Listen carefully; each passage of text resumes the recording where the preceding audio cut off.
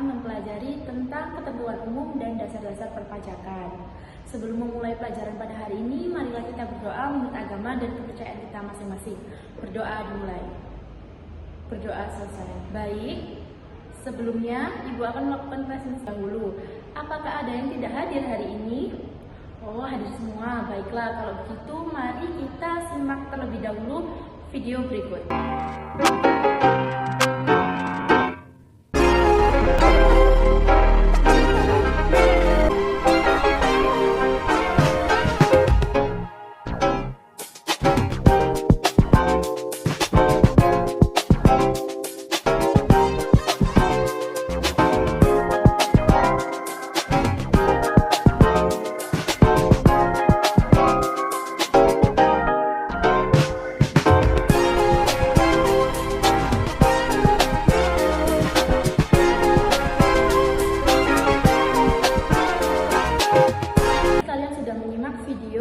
Yang Ibu putar, hingga pada hari ini kita akan memahami apa itu pengertian dari pajak.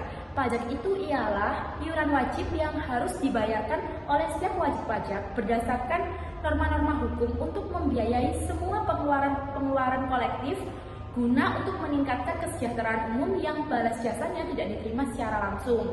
Jadi balas jasanya bisa dalam pembangunan suatu wilayah seperti yang kalian lihat di video tadi. Selain itu juga ada pungutan selain pajak seperti retribusi. Nah, retribusi itu contohnya biasanya kalian itu kan melakukan pembayaran ketika kalian parkir. Nah, salah satu bentuk retribusi itu ketika kalian membayar parkir. Yang ketiga adalah asas pungutan pajak. Asas pungutan pajak dibagi menjadi 3. Yang pertama asas domisili, di mana negara tempat wajib pajak bertempat tinggal. Yang kedua asas sumber, di mana negara tempat sumber penghasilan wajib pajak.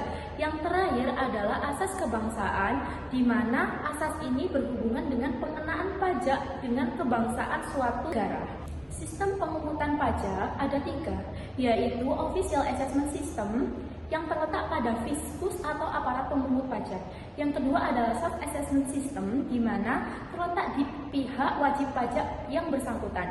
Yang terakhir yaitu Withholding System, di mana terletak pada pihak ketiga yang ditunjuk oleh Menteri Keuangan. Unsur-unsur pajak dibagi menjadi 3, yaitu subjek pajak, objek pajak, dan tarif pajak. Subjek pajak merupakan wajib pajak atau orang pribadi yang menurut Undang-Undang Perpajakan untuk melakukan kegiatan perpajakan, seperti halnya pemungutan pajak atau pemotongan pajak tertentu. Kedua yaitu objek pajak. Objek pajak merupakan hal yang dikenakan pajak dan dasar untuk menghitung pajak yang terhutang, seperti halnya penghasilan, kekayaan, bangunan, dan lain-lain. Unsur pajak yang ketiga yaitu tarif pajak. Tarif pajak sendiri dibagi menjadi 2, yaitu tarif tunggal dan tarif tidak tunggal. Tarif tunggal adalah tarif yang menggunakan satu macam tarif saja, seperti tarif tetap. Sedangkan yang kedua, tarif tidak tunggal adalah tarif pajak yang menggunakan lebih dari satu macam tarif, yaitu tarif progresif. Fungsi pajak dibedakan menjadi 3, yaitu budgeter, regulasi, dan distribusi.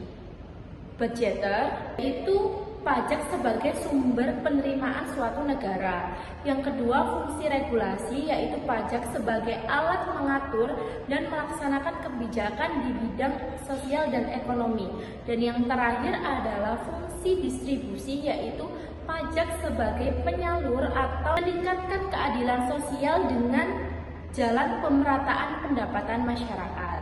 Selanjutnya, jenis-jenis pajak. Jenis-jenis pajak dibedakan menjadi 3. Yang pertama, menurut pihak yang menanggung. Menurut pihak yang menanggung, pajak dibedakan menjadi 2, yaitu pajak langsung dan pajak tak langsung.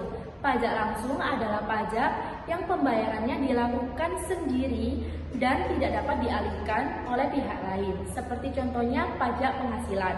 Selain itu ada pajak tak langsung, yaitu pajak yang pembayarannya dapat dialihkan ke pihak lain, seperti contohnya PPN. 2. Pajak menurut lembaga yang memungutnya dibedakan menjadi 2, yaitu pajak negara dan pajak daerah. Pajak negara adalah pajak yang dipungut oleh pemerintah pusat yang penyelenggaraannya dilaksanakan oleh Direktorat Jenderal Pajak. Yang kedua adalah pajak daerah, yaitu pajak yang dipungut oleh pemerintah daerah melalui Dinas Pendapatan Daerah. Jenis pajak yang terakhir yaitu jenis pajak menurut sifatnya dibedakan menjadi dua, yaitu pajak subjektif dan pajak objektif. Pajak subjektif adalah pajak yang pungutannya memperhatikan keadaan atau kemampuan wajib pajaknya. Sedangkan pajak objektif yaitu pajak yang pungutannya memperhatikan nilai pajaknya. Oke, baik anak-anak, karena tadi saya sudah menjelaskan sedikit dari materi perpajakan, sekarang marilah kita kerjakan latihan soal berikut ini.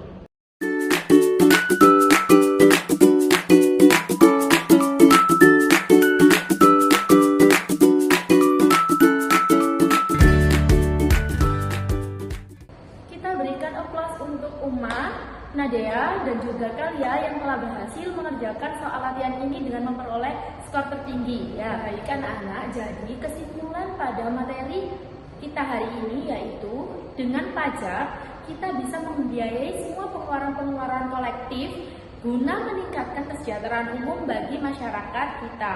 Karena dengan adanya pajak yang sudah kalian bayar dapat memfasilitasi apa yang dibutuhkan oleh suatu negara. Oke, kita akhiri pembelajaran kali ini. Sampai bertemu di materi selanjutnya. Bu Ratna akhiri. Wassalamualaikum warahmatullahi wabarakatuh.